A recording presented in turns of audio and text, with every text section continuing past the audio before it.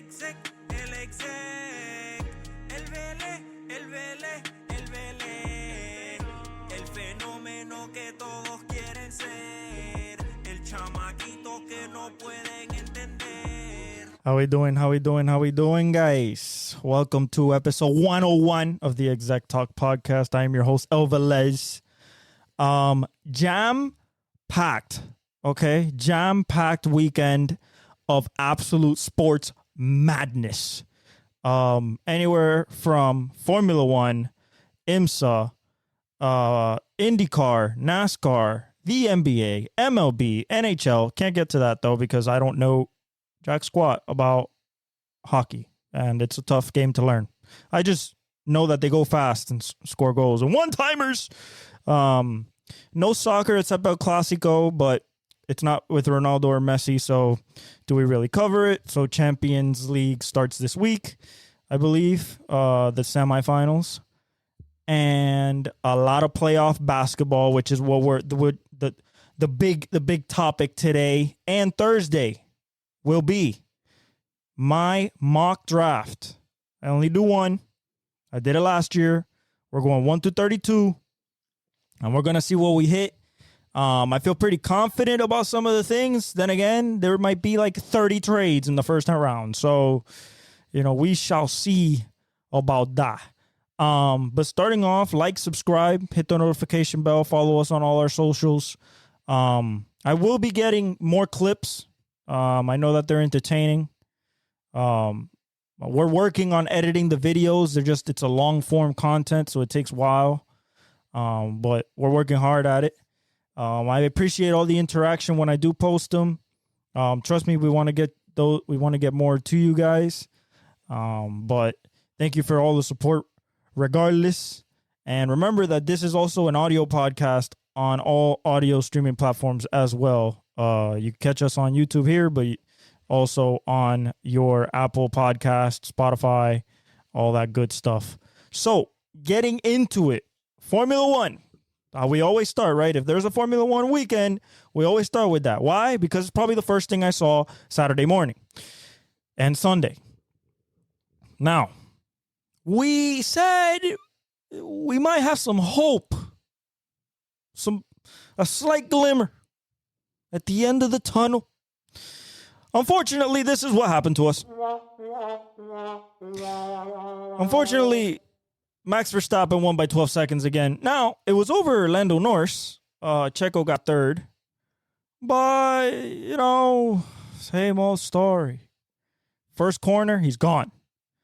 Now, it looked like in the middle of the race when there was pit stops going on, two virtual safety cars, and then a full safety car.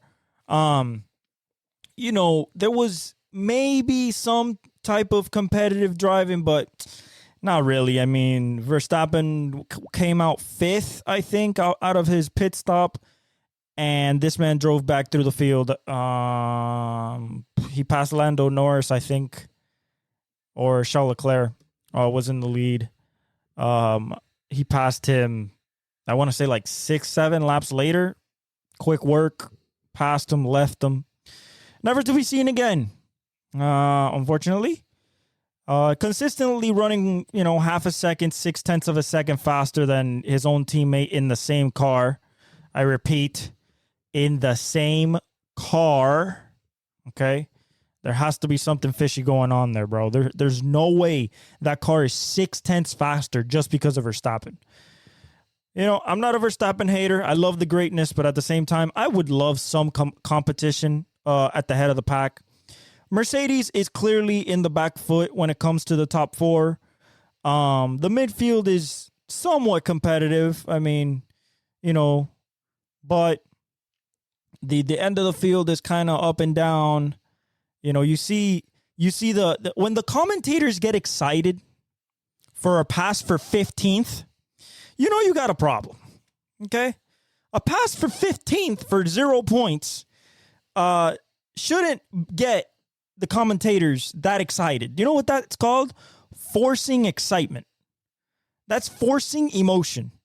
Oh my God, Kevin Magnussen about to pass Alex Albon into 15th. What a move. Like, Bro, he's going from 16th to 15th. What are we doing? Let's get with the program. Aston Martin, McLaren, Ferrari. I'm looking at you because right now, Mercedes, they're my favorite team, but we're on the back foot. It's not looking good right now for the rest of the season unless we make some major upgrades to our top speed. Holy shit. We are getting cooked by the Aston Martins and Ferraris at the straightaways. We can't turn on slow corners. That was horrible to watch for Lewis and George, for them to just struggle bus the whole race, trying to, turn 1, turn 2, turn 3, turn 4. That whole first sector was incredibly slow for the Mercedes. But Verstappen wins again. Where are we heading next, guys? Guess what? Right here. Miami is next. Now, what do we expect from Miami? Well, guess what? Verstappen. Exactly. Verstappen. You know why? Because he won last year. Exactly. So, hopefully something happen. Maybe, engine go poof. Maybe blow out tire, crash. Not wishing no harm, but, it made for exciting racing. If he's not in it or he's behind, because then he's passing people and it looks kind of cool when he's catching up, but probably Verstappen in another landslide. Maybe a Red Bull 1-2 once again. And, very nice. NASCAR. Man, what an exciting Talladega. Now, it wasn't as exciting as usual because there was 0 cautions first 2 stages. They ran like ballerinas out there. Nobody spun. Nobody hit nobody. It was just pushing, competitive, clean. Now we get to that third stage, though. That final stage when it's for the win. Man, it gets like this every corner. You're like, what's happening next? What's going to blow up next? So the stage started off, a couple of spins here, hit car here, 4 cars, 6 cars. Man, that last lap was rough. Okay? So you have Michael McDowell, pole sitter, in the front, getting pushed by Brad Keselowski, while he has Reddick on the outside, getting pushed by Martin Truex Jr., and it's basically Ford versus Toyota. Chevys are nowhere to be found. They're behind these 2 packs. And you're coming around turn 1, boom, boom, boom, boom, and McDowell gets out there. And he gets out there in no man's land, but he tries to block both lanes. They come onto the backstretch. They're kind of even. McDowell goes into turn 3. He's ahead. And then Brad Keselowski pushes him out further, tries to snake him. McDowell blocks once. Keselowski tries to do the rope-a-dope, go down to try to snake him. No. McDowell says, nah, I'm blocking. And as soon as he comes down, he touches his bumper. And since it's already unsettling, since he's already going left, he's not really going straight, and you have to be hitting him square, especially when you're going through the tri-oval. He spun.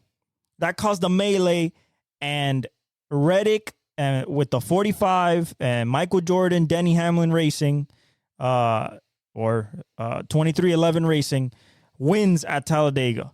That kid's going to be a champion, man. I've said it since he came out of Xfinity with Jordan Motorsport.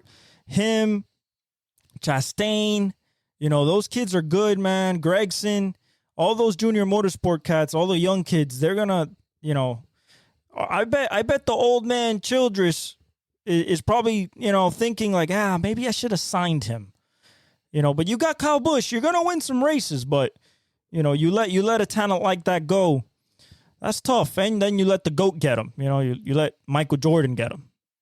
So Michael Jordan adds to the wins and the accolades as an owner. Champion is going there soon. I don't know if this year. It's possible this year. They have the car, they have the team, everything they need to win the championship. And now that they're in the playoffs with this win, they could be a lot more aggressive and chase playoff points, stage points, and wins. But I expect Reddick to be at the end of it all. The Chevys didn't Ford was very strong this weekend. It was like a show-up weekend again for Ford. They were getting molly-whopped the whole season, except at Daytona where they got the pole as well. But, they were getting molly-whopped, just destroyed left and right, by Chevy and Toyota. But Ford put in a good showing. You had McDowell with Front Row Motorsports in the front. You had Keselowski with RFK. Buescher with RFK. So you had some good people in the front for the Fords. Logano crashed out. Most of the Toyotas crashed out in a dumb way, coming out of the pits at the end. But overall, really good, exciting race. Not as much chaos as we're used to at Talladega, but certainly enough to keep the blood boiling. Good racing, and excited that Reddick won and climbed the fence like Helio Castroneves, like the Spider-Man. We go to Indy. Same story, different track. He's done it 10 times before. Scott Dixon doesn't get the pole, is not even in the top 5, and somehow, some way, Fuel saves his way to a win, holding off Colton Herta, holding off Joseph Newgarden, which was charging at him and led the race for a while. So did Will Power. The Penske boys really like dominated the race for the most part, especially from the beginning. But Scott got the lead. Scott's the best ever at saving fuel, saving tires, and keeping you behind him. And in a track like Long Beach, where it's tight corners and you gotta be really close to make a move, he just managed his gap. They don't know how he didn't run out of fuel. I mean, he was on fumes, but hitting the number. Colton was after him. He wasted all his push to pass. Scott Dixon ended up with more. He was using like 2-3 seconds a lap just on the straightaway so he wouldn't get to the draft and get his back bumper. So, but a hell of a race. Shout out Scott Dixon, the 6-time champ, one of the GOATs. We're living in your bubble, buddy. If you want to win, you just say so and you win. I'm expecting Alex Palou to get it going, to get some more wins, because he's the one defending his two championships. But Joseph Newgarden is doing well. Will Power looks like he's had a resurgence. And Palou, Herta, Rasmussen crashed. The Mike Shank boys. Everybody's doing well, but I think Penske, Andretti, and Ganassi are still at the top like they've always been. We just got to see more into the season who is really going to start taking ownership of that. Penske right now, I guess you could say that has, well, not really, because the first race was won by Penske. Second race was won by Palou, but that was at Thermal, so that's the All-Star race. That doesn't even count for points. So the next race, which was this one, won by Scott Dixon. So I think that overall you're going to have a battle between the teams. I expect Andretti to do good, Ganassi, and Penske to just keep dominating because they're the best 3 teams in the sport. Moving on to, that's NASCAR, F1. We had IMSA, which Ganassi won 0-1. Shout out to Renger van der Zande at Long Beach. Interesting race for those type of cars. You can pass, but not really. You better be really sure about it. You can over brake real easily and, hit the barrier at 1. But overall, really good race. Long Beach is always good with IMSA. First sprint race of the season. So actually first race that it's a short race, but it's for points. So for the Ganassi boys to not win at Sebring, even though they were being at the front in Daytona, crashing out in the nighttime, so overall, I think it was a great racing weekend.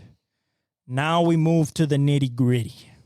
Well, first of all, football-wise, the only move that has happened, Zach Wilson got traded from the Jets to the Broncos. I don't know if to clap at that or to laugh at that. And it also kind of leaves me kind of puzzled because Because if you're Sean Payton, right, you already had a bad experience with a Russell Wilson, a movement quarterback that didn't have good in-pocket mechanics and couldn't go read to read. He's a more mobile, more outside the pocket, create. So why the hell are you getting a bust? Was a former number 2 pick, can't take that away from him, but a bust that does the same thing. And then you're also projected to take, I don't know, Bo Nix in the first round. Make that make sense. Is that your backup to Bo Nix? Completely different players. Bo Nix is a giant. Zach is like 6'1". You know, Bo Nix does have athletic ability, but he's a bigger frame, bigger arm, more of a pocket passer, more your style, more Drew Brees-like. Why do you get Zach Wilson? If you think that you're going to turn Zach Wilson from what he is, I mean, I believe in you. You're Sean Payton. I really don't doubt you. You're one of the greatest offensive minds and quarterback whisperers in the history of the NFL. So, but make it make sense. Why didn't you go after him last year? Then you would have put him and Russ on the same team. Why didn't you, why didn't you get him earlier so you could get him into OTAs first and really go down and break down his game so you build him from the way up? I still think you're taking a quarterback. I still think you're taking Bo Nix. I still think that if you have a chance to trade up and go take J.J. McCarthy, that you do it. I don't think you go for Michael Penix. That's not your type of guy.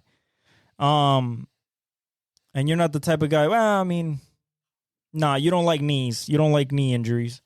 So, overall, I mean, I don't hate it. It was for like pick 2. I think pick like it was something. It was like 256. Like you want the last round of the last round. You want the last round. You're scrapping away at picks here for what you got, what you wanted. I think overall, you went for it's pick 203 for pick 256. Like what? Why? Like you're trading the Zach Wilson, and the deal includes a late round pick swap, 6 for a 7th, and AY would pay some of Wilson's roughly $5.5 million salary. Overall, I mean, this doesn't mean anything. I mean, this doesn't mean nothing. This doesn't mean absolutely anything to Sean Payton. I still think he think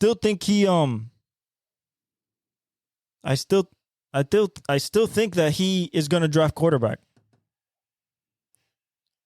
I still think he's going to draft quarterback because I think he wants to build one from zero.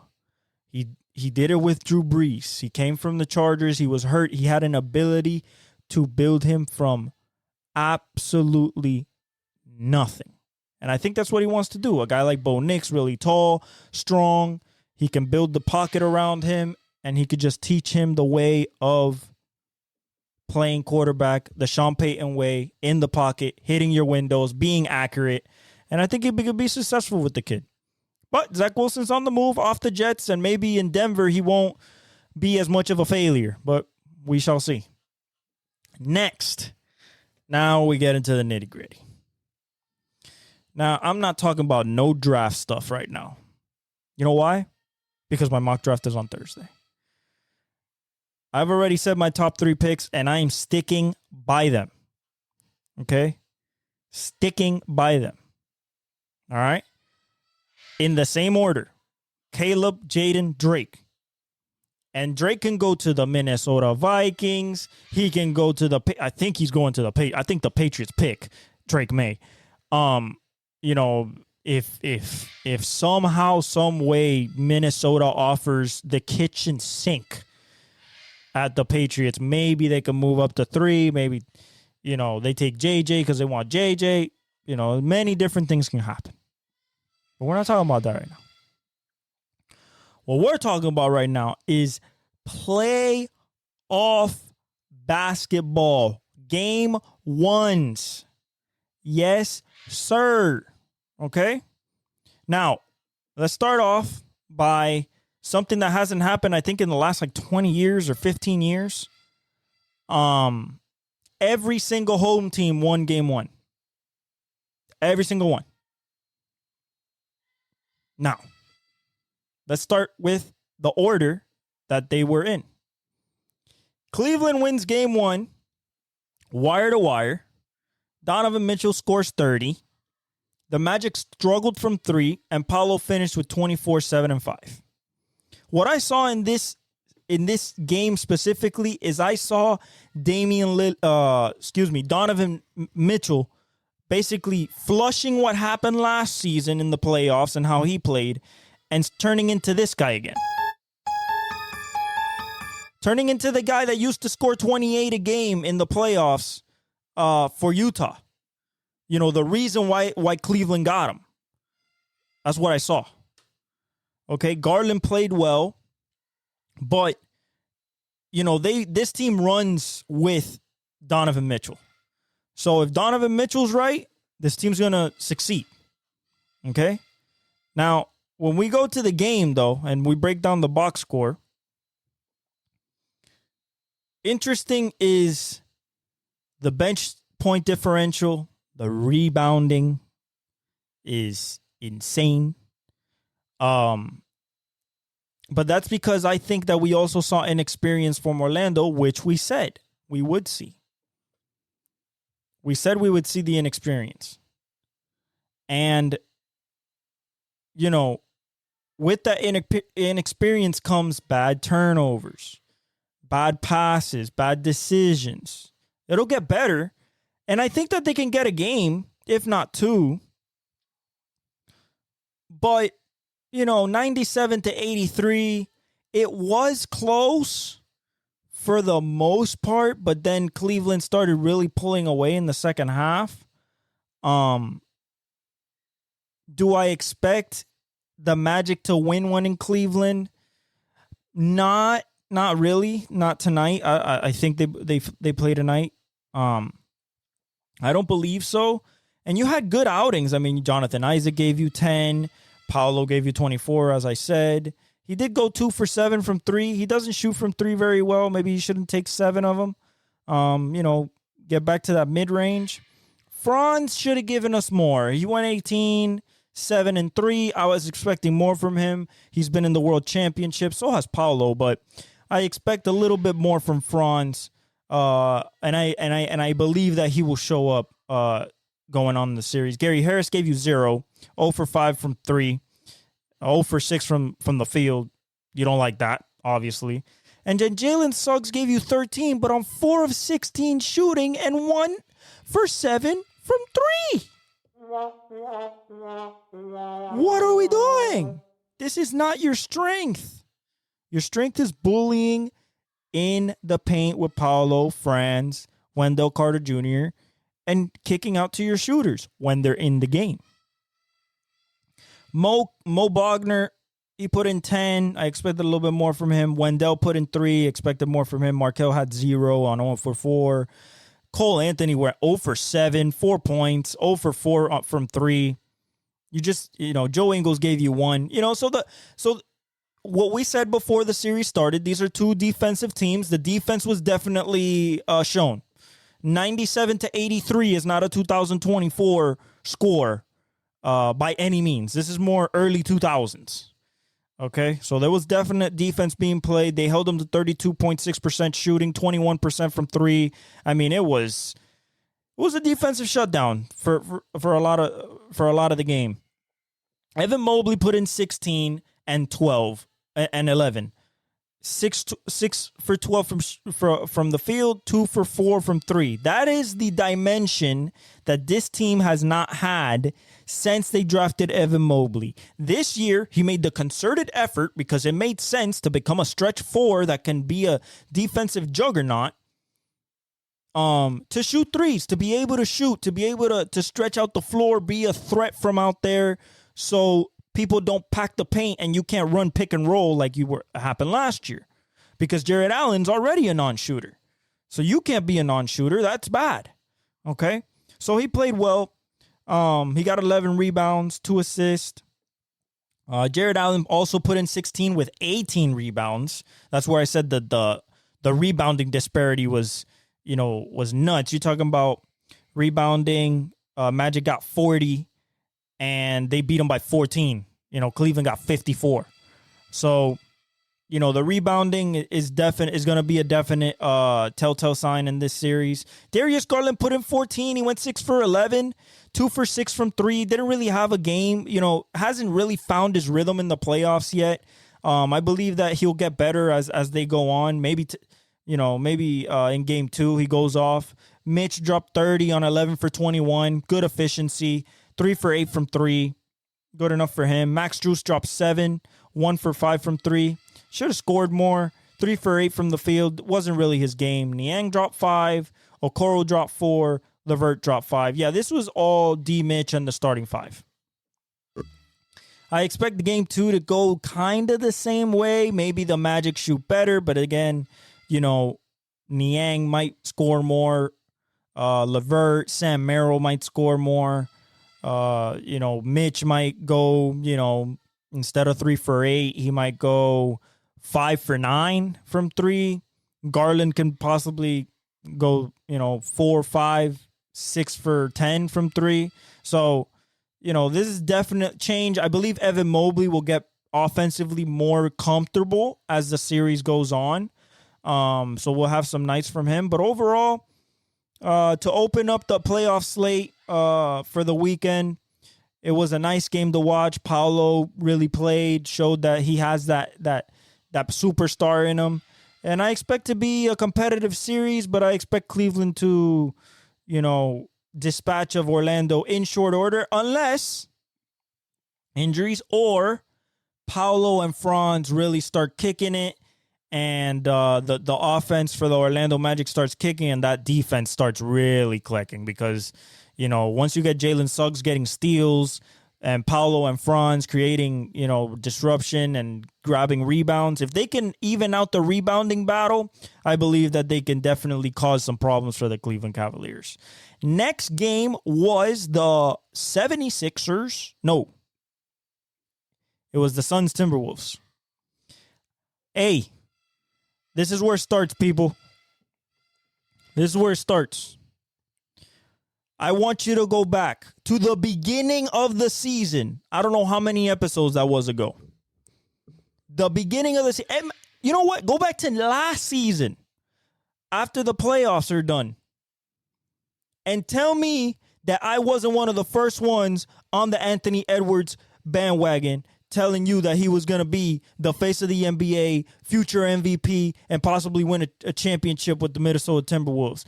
What you saw on Saturday is what I've been telling you guys all season long. This guy is one of them ones.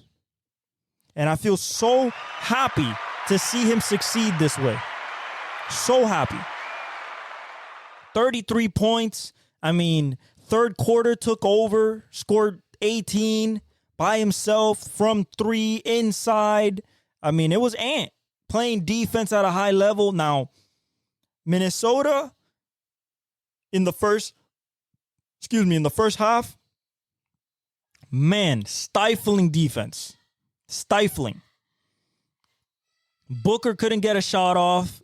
Jaden McDaniels was all over him. Ant was all over Bradley Beal. They couldn't get comfortable. Kevin gave him 31 on 11 of 17.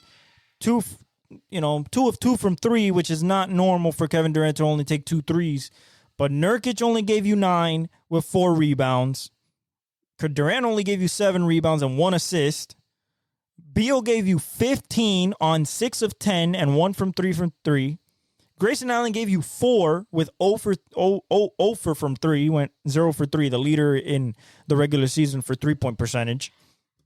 And Devin Booker gave you 18. 5 for 16, 2 for 6. Listen, guy, when you're facing a bulldog like Anthony Edwards, come on, man. You You ain't pulling up. Before the series, Ant said, hey, I remember hearing that Devin Booker and Bradley Beal are Devin Booker's the best two guard in the league. And I have something to say about that. This was before the series started. That's how confident he was. And you saw that on Saturday. This man took it upon himself in the third quarter to absolutely dismantle the Suns. Shooting 30-footers off the dribble, going inside the paint, getting steals, dunking. He was everywhere. Talking that shit. Yeah. Yeah, that's what we're in store for. He's the next face of the NBA. Okay? He's the next face. He's 22. You know what he tweeted after the win? He went one down, 15 to go. You know what that means? That's a message. Not just to his team, not just to the fans, not just to the organization, but to the whole league. It's my time.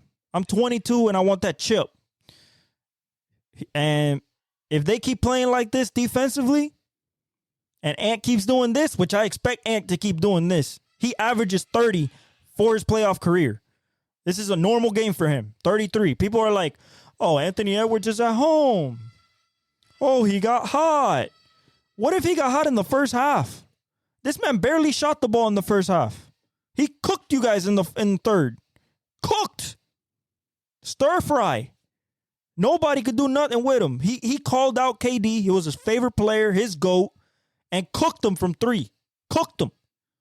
In his face, talking you old ass. You know what I'm saying? Like, I love that energy. I love the way he plays, man. He's my favorite player. And you cannot tell me that I'm bandwagoning or nothing. Go back to the end of the playoffs last year and look what I said about Ant, and especially all through the offseason and all throughout the season. I told you Ant was one of them ones. I told you. Now, the team played absolutely amazing. McDaniel played great defense. Conley played good defense. Gobert played good defense. Cat played good defense. Kyle Anderson got hurt. Hopefully he's okay. Naz Reid played well, hit some threes. But for the Suns, you need some help. Royce O'Neal gave you 14. He went 4 for 8 from 3. He's the one that kind of kept you in it when you were close. Other than that, you got 0 from Eubanks, 0 from Thaddeus Young. Okogie got 2. Nazir Little got 2. Bol didn't play. He played 4 minutes at the end. Like, that's not playing. Evan Gordon gave you 0. Like, Eric Gordon gave you 0. You're not going to go anywhere like that. And I think it's going to continue. You know why it's going to continue? Because Jaden McDaniel and Anthony Edwards ain't going nowhere. Devin Booker can't duck the smoke when it comes to the defensive assignment. Because best believe Devin Booker is on Ant. And guess what's happening? Cooking in the pot. He can't hang with him. And then on the other side, Ant's like this on defense. All over him. Can't get a shot off. Can't get space. Can't get to a spot. You know? And Jaden McDaniel is just another beast, too.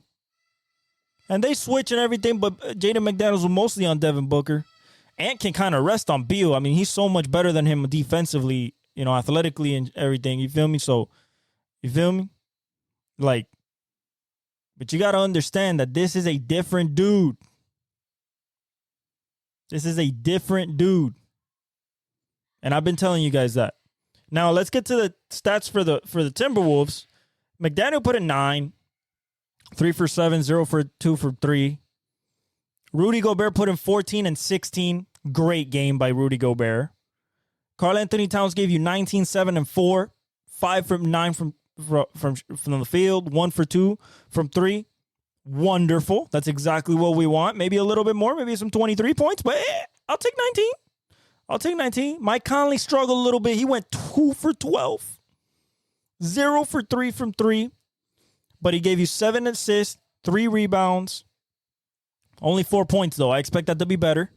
And then Ant went 14 for 24, efficient. 4 for 8 from 3, 50%. 9 rebounds, 6 assists, 33 points. And then Kyle gave you 2, but he got hurt. Luka Garza at the end. Naz Reid gave you 12.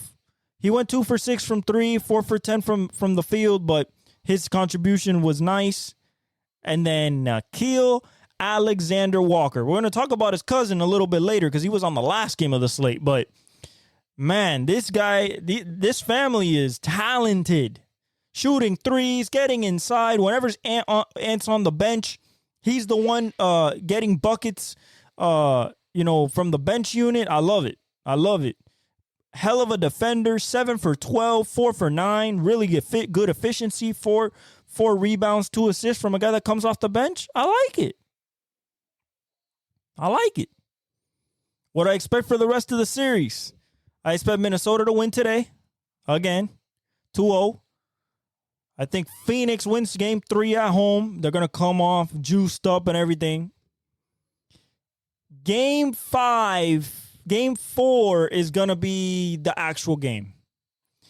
Game 4 is where the series ends or keeps going. If this is going 7, it's going to be 2-2 coming back to Minnesota. If this is going to be over before 7, Minnesota's winning game 4. Go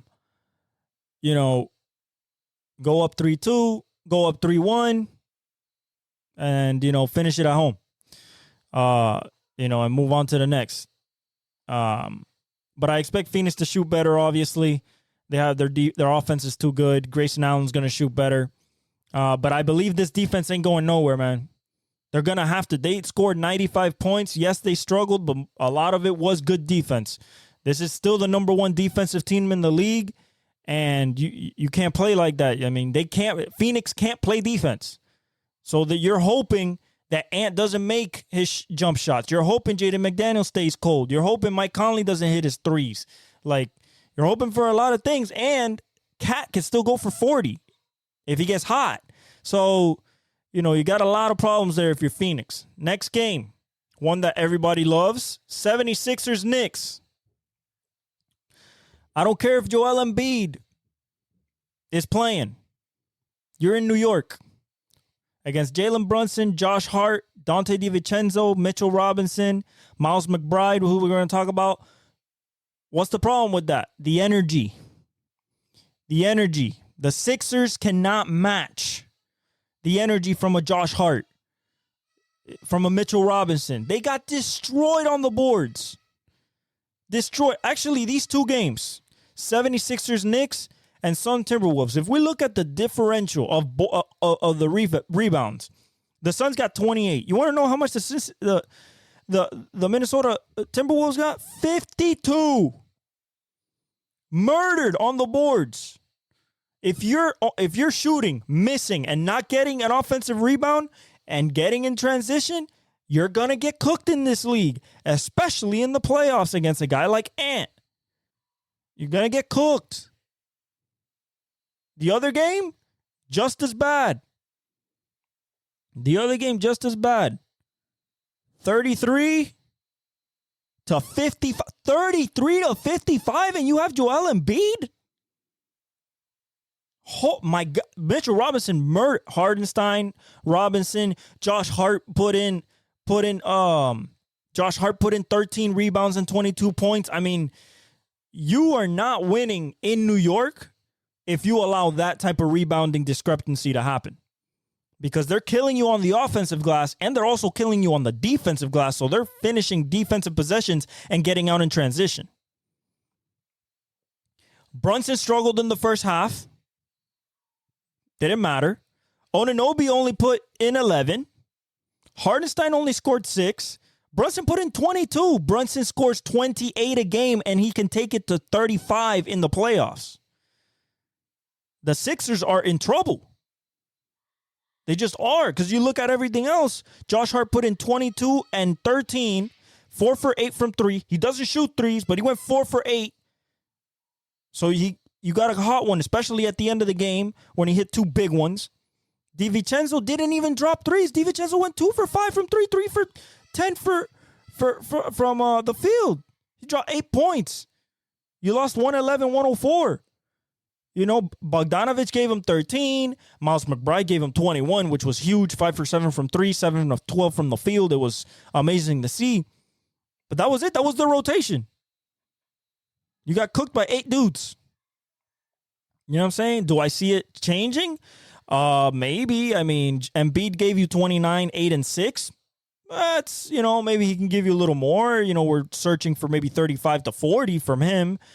The guy who kept you in the game, Tyrese Maxey, dropped 33. You can expect that from him. That's what you want from him. 33, 14 for 26, 3 for 9 from 3.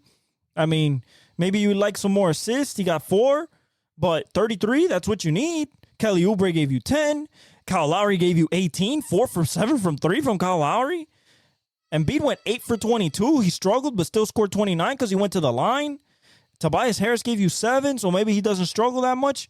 Batum gave you 3. Paul Reed gave you 4. Cameron Payne gave you 0. And Buddy Hield gave you 0. He shot 1 3 the whole game. You're a 3-point shooter. What are you doing? When you get in the game, chalk them up. You're 40%. You could shoot. You're 40% for your career, not even this season. Your career. You're over 40% from 3. Shoot the ball. Do I think New York wins today? I believe so. I believe so just because, I believe that even though Joel Embiid might have a better game, when I look at Brunson, man, Brunson went 8 for 26. Brunson's not going 8 for 26 and 1 from 6 from 3. He's not. It's not what he's doing. Feel me? So, Josh Hart maybe doesn't give you 22, but then DiVincenzo gave you 8. DiVincenzo could give you 25, 30 if he gets hot from 3. I think it's very tough for the 76ers to figure something out in New York. Now, when we get to Philly, might be a different thing, but in New York, I think it's tough for Philly to get one. Next game. Lakers Nuggets. Hey, let's get a nice round of applause and a laugh. Yeah, and a laugh. You know exactly why that laugh happens. I told you this. Nah, D'Lo's gonna shoot well. Nah, Austin Reeves. The defense is better. We can shoot threes. You've lost 9 in a row. What tells you about what you're doing is gonna tell you you're gonna get a win from there? 0 of 9. These guys are in your head. Okay? You had an 18-point lead, and I told my dad, they're gonna give that shit up. What happened in the second half? Gave that shit up. 114 to 103, bro. They toyed with you. You think you're getting confident shooting threes. Oh yeah, we're doing great. And then what happens? Jokic and Murray just say, nah, hold this right quick. Let's run this 2-man game. Whoop. What happened to that lead? Disappeared. What happened to the defense? Disappeared. What happened to the offense for the Lakers? They go cold. Missing bunnies, missing rebounds. The rebounding discrepancy in this one was 40 to 49. Denver won 9 rebounds. Those 9 rebounds were huge, especially some of the offensive ones. Look, the reason I said you guys are cooked, I say you guys because I am not a Laker fan. Okay? I say you guys. Especially the guys in the media that before this series said, yeah, I think the Lakers have a chance.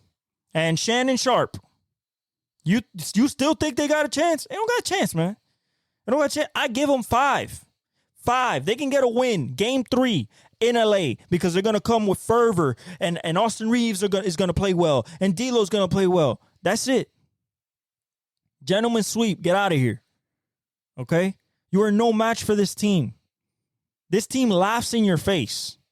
Okay? Look at this game. You think you losing with this game from Anthony Davis and from LeBron? You think you could do much better? Okay. Anthony Davis, 12 for 23, super efficient. Over 50% from the field. Now 0 for 4 from 3, but he took 4. But he gave you 14 rebounds, 5 assists, and 32 points against Jokic. What else do you want? Rui Hachimura gave you 7. LeBron went 10 for 16. Super efficient. 3 for 5 from 3. Super efficient. 6 rebounds. 8 assists. 27 points. You know what the problem was? He took 1 shot in the fourth quarter. 1. Gassed. Already, bro. You gassed. You gassed already, bro.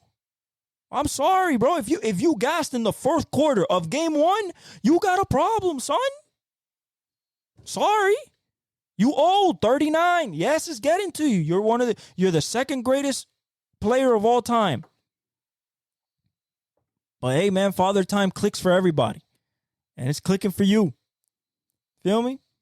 Now, D'Angelo Russell, what I say? What I say? I say it was going to be one of these. It was going to be one of those. I told you. Okay? I told you. We've seen this before. Okay? He went 6 for 20. 1 for 9 from 3. 13 points in 41 minutes. He played as much as LeBron. 6 for 20. 1 for 9. And you're telling me that he's gonna outplay MPJ. We're gonna get to MPJ. Austin Reeves, the white savior. 5 for 9, 2 for 6, 13 points. A non-factor. A non-factor. Let's get to the real thing. Let's get to your bench. Taurean Prince, 11 points. Everybody else, 0. Goose egg. Goose egg. Okay? Jackson Hayes, 0. 0 for 0. Spencer Dinwiddie, 0 for 0. Didn't take any shots. Gabe Vincent didn't take no shots. He played 8 minutes. Spencer Dinwiddie take no shots. He played 13 minutes. Jackson Hayes played 4. Okay, he doesn't want to take shots. But he fouled twice. Got 3 rebounds, I guess. And in 20 minutes, Taurean Prince, 4 for 7. 1 for 3 from 3. Denver. Toying with you guys, okay? Toying. Gordon put in 12. 5 for 11. 0 for 3 from 3. 11 rebounds. So he went 12 and 11 and 7. Michael Porter Jr. dropped 19. 8 for 15. 3 for 7 from 3. 8 rebounds. You're going to say D'Lo's going to outplay that. Yeah, let D'Lo get 8 rebounds. I don't think so. Nikola Jokic cooked again. 32, 12, and 7. 1 for 3 from 3. 15 to 23 from the field. Normal Jokic game in the playoffs. Jamal Murray, 9 for 24. 9 for 24. And still cooked you? It still scored 22. Went 4 for 9 from 3. 6 rebounds. 10 assists. He averages 30 and 10. That's his average in the playoffs. Caldwell Pope gave you 7. 4 for 10 from 3. 4 for 11. 40%. Peyton Watson put in 8. Justin Holiday didn't put in anything. DeAndre put in 4. Reggie Jackson put in 3. Colin Brown put in 2. That's it. It was the best starting 5 in the NBA. That's what cooked you. Cooked you. I'm talking about stir fry. Cooked you. Deep fried. Like they did everything they wanted. Everything. You guys have no hope. None. We're going to get to a next game that also has no hope. One thing about the Suns and Timberwolves game, bench scoring. Man. Hey, we said that this was a problem for the Suns. 16 bench points. 14 that actually mattered though. 14 to what? 14 to what? You got 18 from Nickeil Alexander-Walker, 12 from Naz Reid. You know, you got 5. 18 plus 12. 30? 30? 40? No, yeah. 30. 30 bench points. To how many? To 14. You're going to get killed on the bench points. They don't got a bench. Sunday. Miami Heat, Celtics. Listen, I'm not here going to do the song and dance. We knew we were getting blown out. Okay? We knew we were getting blown out. Now, I did see some lackadaisicalness from the Boston Celtics, and this is what I've been saying. They don't play hard once they got a lead. But let's really talk about what happened in this game. What happened in this game is very simple.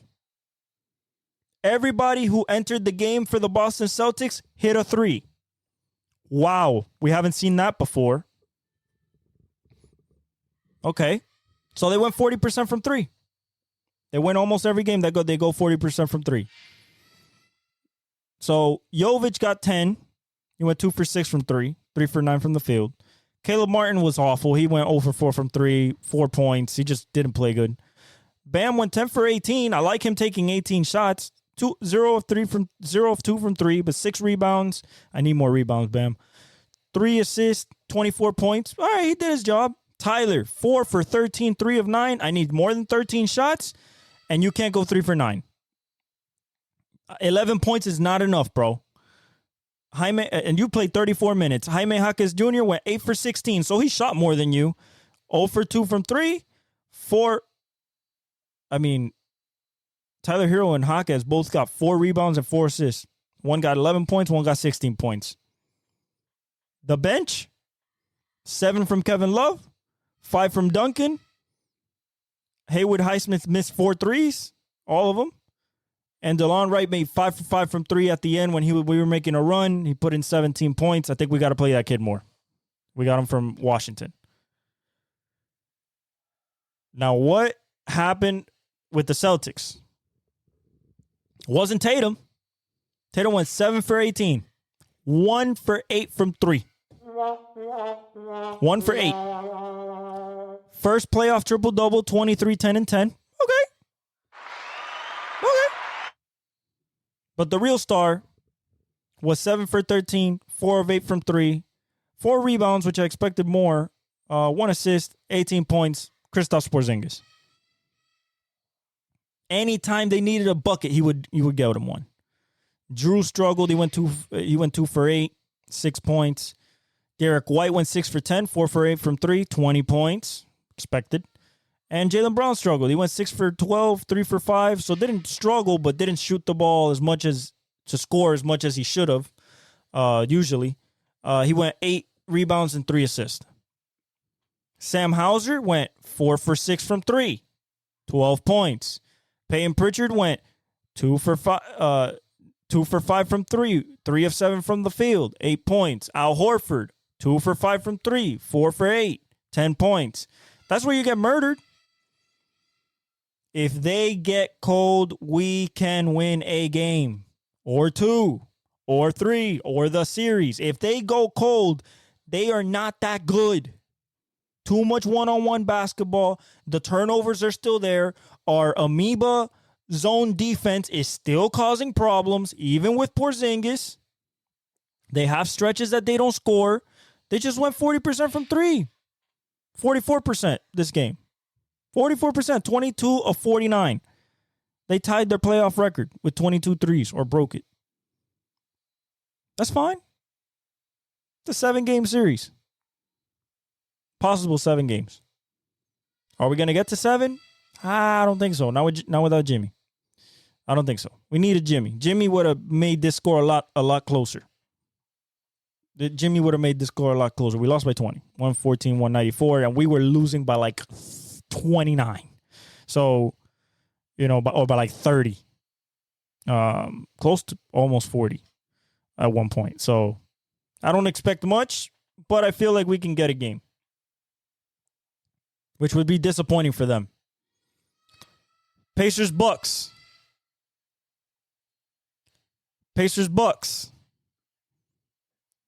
Don't tell me now, I believe in Indiana because the Bucks haven't been right all year. Oh, too much turbulence in the Bucks. Hey, playoff experience matters. It's unquantifiable. Damian Lillard, 65 games in the playoffs. Bobby Portis, champion.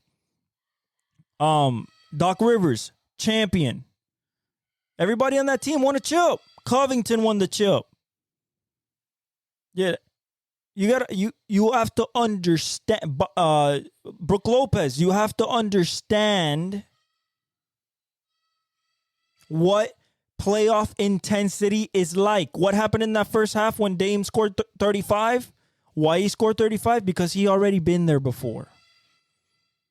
Indiana was hesitant and jitters and turnovers and bad passes, and Halliburton wasn't himself, and they shot horrible from the field, which I expect them to shoot better. I'm not saying they won't. But don't say like Indiana can win the series because their offense is better, but and then completely forget that Giannis is coming back in the series and that Dame can put up 40 on you and shut the lights out. That's what he did in the first half. Now, in the second half, they started to gain back momentum and started playing Indiana basketball. But the only guy playing from whistle one all the way to the end was Pascal Siakam in 40 minutes, 15 for 25, 1 for 4 from 3. He gave you 13 rebounds, 2 assists, and 36 points. Only consistent source of offense. Only consistent source of offense. Aaron Naismith went 1 for 7 from 3, 7 points. Miles Turner went 5 for 17, 3 for 9 from 3 with 8 rebounds and 17 points. Andrew Nembhard went 2 for 6, 1 for 2 from 3 with 6 points. Tyrese Halliburton. If you want to be a superstar in this league, you need to shoot more. 4 for 7 is not going to get it done. 1 from 3 is not going to get it done. And you are known for your assist, and you got 8 assists. You got to get 12 to 15 if you want to win this series. And 9 points is not certainly not going to get it done. Obi Toppin gave him 4. Jaden Smith gave him 2. Doug McDermott gave him 0. He played 7 minutes, shot 1 3, missed it. Isaiah Jackson gave him 0, played 2 minutes. TJ McConnell gave him 10, 5 for 13, 0 for 3 from 3. And Shepard gave him 3, 1 3. For the Bucks, this is what you want to do. Bobby, 15, 7 of 15, missed both threes, but it got 11 rebounds. I like it. Chris Middleton, 9 for 14, efficient, 1 from 4 from 3. That's okay. You gave us 10 rebounds, 4 assists, 23 points. Brook Lopez, 5 for 10, efficient, 1 for 4 from 3. He gave us 4 rebounds. I expected a little bit more from that. 3 assists, but 11 points. Patrick Beverly, 2 for 6, 1 for 2, gave you 5 points, 7 rebounds. And Dame, 11 for 24, 6 for 11 from 3, 6 rebounds, 3 assists, 35 points, all in the first half. Cooking. I'm talking about 30-footers, 27-footers, off the dribble, in between the legs, step back, jab, step, wet. Cash money. That's Dame Lillard. That's Dame time. When he gets cooking like that, you ain't no stopping him. You could put a 8-footer in front of him. It don't matter. Wet. That's what you're hearing. Every time he lets it go. That's it. Second greatest shooter of all time. You know what I'm saying? And then, Crowder gave you 5 off the bench. Pat Connaughton gave you 6. Beasley gave you 9. So you got your contributions. But you blew them out in the first half. Now, do I expect the series to go like this the rest of the way? No. But please don't come at me when it's game 3, game 4, and the series is either 2-0 or 3-0, and Giannis came back, maybe game 3, and they got cooked. Don't tell me, Indiana was going to win. Nah, this is still a championship team. Doc Rivers got 4 practices in this last week. They had 3 the whole year with Doc Rivers. 3 since he came in. 4. Okay? I believe in practices. I think they're locked in. Middleton looks really healthy, dropping in 23. That's what you need. Bobby Portis with 15 and elite defense. It's going to be tough for Indiana, I'm telling you. Indiana better buckle up. This ain't going to be no picnic. Mavericks Clippers. Listen, I'm not worried about this game one.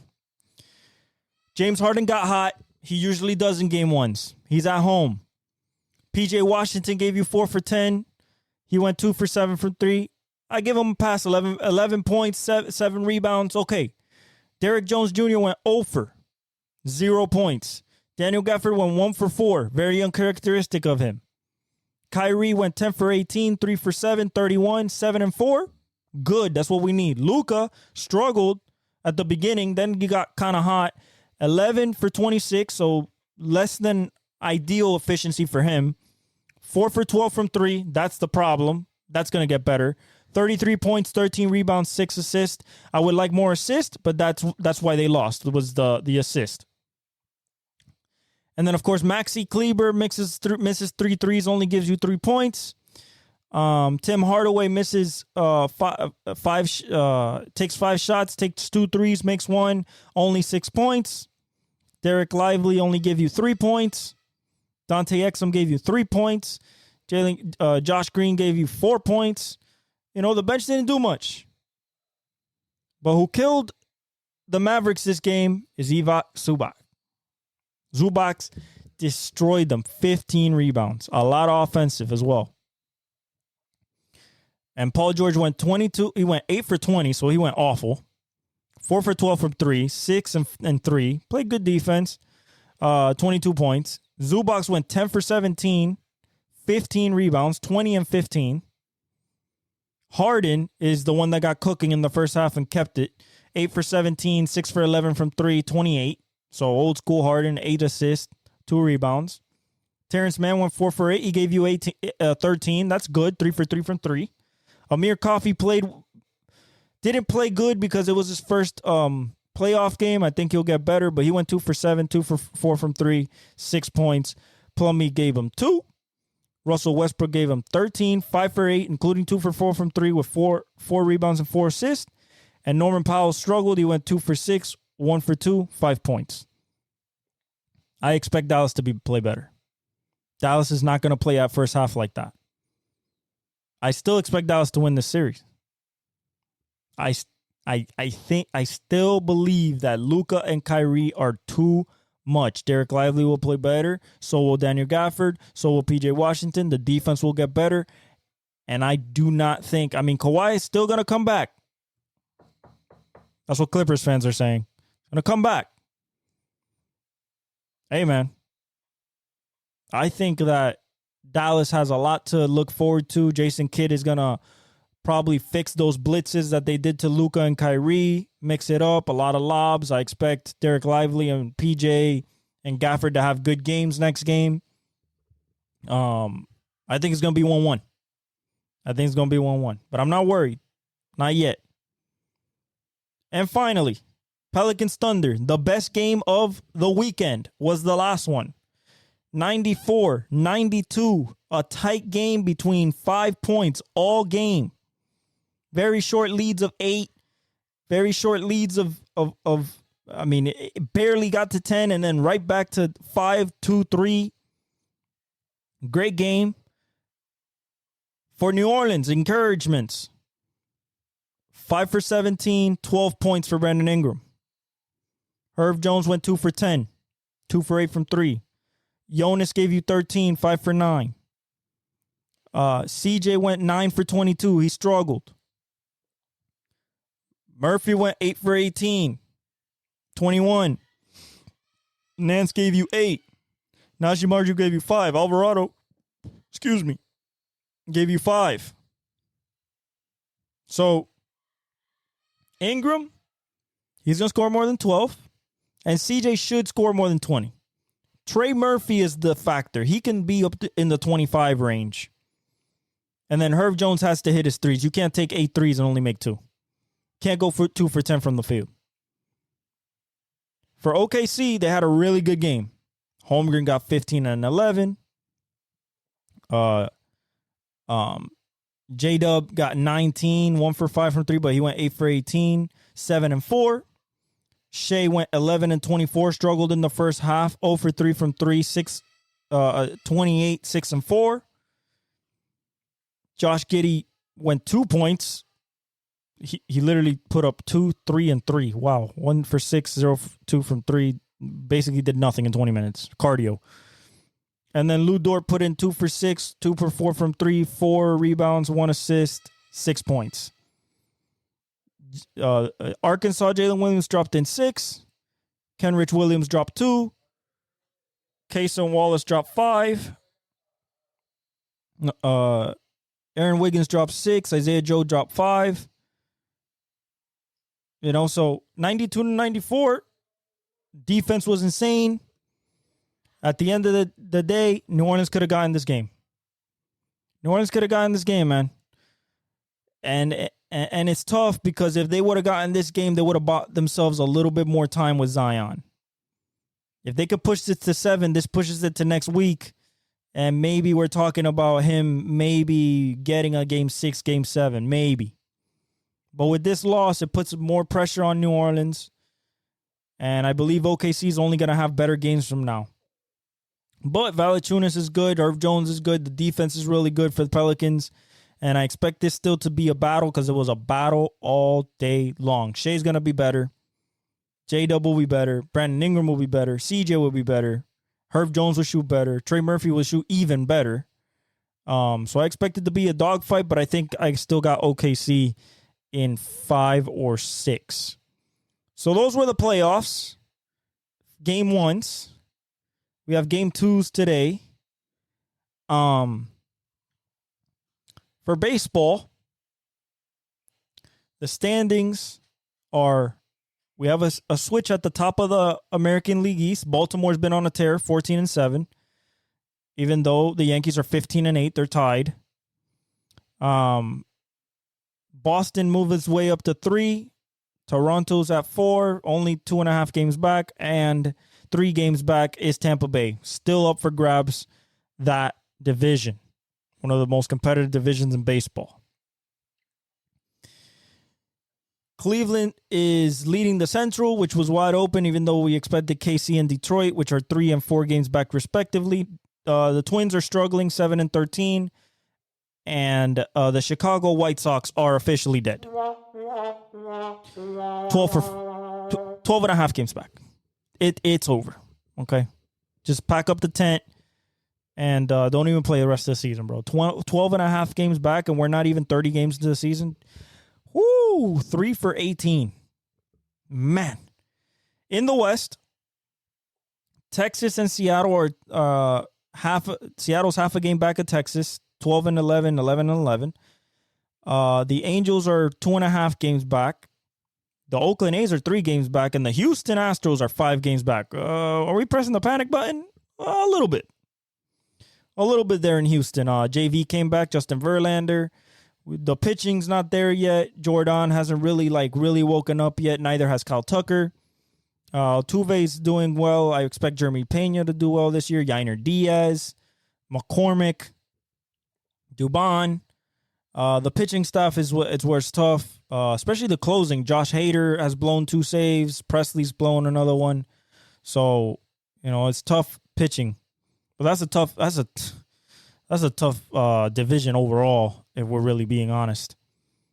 In the National League, we have Atlanta by 1 game over Philly, by 2.5 games over the Mets, 4.5 games over Nationals, and Miami 6-17, 9.5 games back. It is starting to smell like it's time to close the curtain. Now we have some good young pitching. Edward Cabrera, Jesus Luzardo, Garrett, Meyer. But bullpen sucks. Hitters are not hitting. That's tough to win games there. We're not closing games either. Milwaukee is in the Central, up 2 games on Chicago, 2.5 on the Reds, 4 games on Pittsburgh, so they've kind of cooled off from the hot start. And St. Louis is 6 games back, still kind of in it. The West is the Dodgers up by 1 over the Padres, 1.5 over Arizona, 2.5 over San Francisco, and the Colorado Rockies are 7 behind. So that's starting to look iffy there. But that's also the most competitive National League division. Things that I've seen. Shout out to Shohei Ohtani passing Hideki Matsui yesterday for hitting the most home runs by a Japanese-born player. It's really cool to see a guy that's 29 and still has 10 years to play already breaking those type of records. Hideki played a lot of years for the Yankees. He retired when he was like 36. He played a lot in Japan as well. So nice for Shohei Ohtani to get that milestone, and I expect a lot more milestones to be ahead for him. Acuna has started to pick it back up, but he's still not at MVP form. Ellie's playing really good. The best hitter right now, I would have to say, is William Contreras on the Brewers. That guy is nuts. It's going absolutely bonkers. Willie's hitting well. Willie Adames. CJ Abrams is playing really well for the Nationals. The pitching staff for the Phillies is pitching amazing. I mean, they went back-to-back games with seven innings no hit by Wheeler and I believe it was Ranger Suarez. Texas is playing well. Adolis hit another bomb. He has 6 for the year. Corey Seager hasn't woken up yet. Neither has Evan Carter. I expect that to change. No Josh Young yet. I expect Wyatt Lanford to start picking it up. Julio started to pick it up for Seattle. Trouty's still being Trout. Rendon got hurt again, so we'll see how long he's out.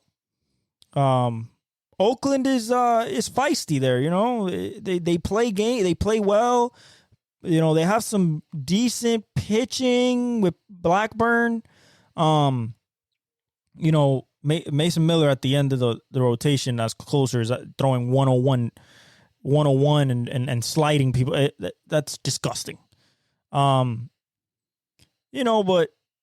overall, I think that's so competitive, that division. The Angels pitchers are doing well. Sandoval's pitching. Canick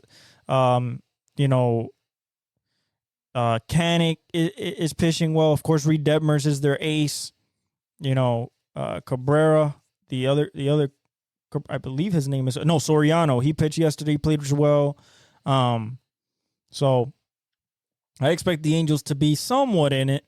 Cleveland is playing really well. Shane Bieber is hurt, but they still got Tyler Bybee. They still have Tristan McKenzie, Gavin Williams. They're still playing well. Cole Reagan's got hit hard for the Royals. His past start, but Bobby's playing well. Salvador Perez is hitting the absolute shit out of the ball. Michael Garcia's playing well. MJ's playing okay. For Detroit, Spencer has to pick it up. Riley Green has to pick it up. Tarek Skubal has to pick it up. Just overall, the whole team, Baez, Spencer Meadows, all of them got to pick up. Maybe bring up Max Clark finally, So they got to pick it up. The Twins, it's a combination of pitching and just not hitting. Correa is not really hitting. Neither is Royce is not even in the lineup. Byron started off good, struggling. Jeffers, Julian, everybody's struggling. The White Sox were not mentioning nothing. Garrett Crochet still pitching well. And then in the East, Baltimore's playing really well. Corbin Burns is in his groove. Grayson Allen, I think, goes today. For New York, Juan Soto's been a godsend. Judge hasn't even woken up yet, and they're tied for the lead in the division, so that's scary. Volpe cooled off. Glaber got hit hard. Actually bounced a ball off his ankle, but he's okay. Rizzo's playing good. They just need Judge and Stanton to pick it up, and then they'll be unstoppable. For Boston, it's pitching. Brian Bayo, Cutter Crawford. I mean, it's pitching for them. They're doing great pitching. Lance Lynn, Cedon, Cedon is hitting, but not really yet. Devers has been okay. The guy, Jalen Duran has been good. Tristan Casas has hit some bombs. But they have a lot of errors, man. They lead the league in errors by a ton. But I think they'll move down in the standings as the series, as the season starts getting really underway. Toronto, Barrios is their ace, La Máquina. You know what I'm saying? You got Gosman, Yusei Kikuchi. You know, I don't know when Manoa's coming to pitch, but they're pitching well. Bo Bichette hasn't woken up. Vladdy hasn't woken up. Varsho's kind of keeping up their offensive firepower right now. They just need more from the big guy. They need more from Vladdy. They need more from Bo Bichette.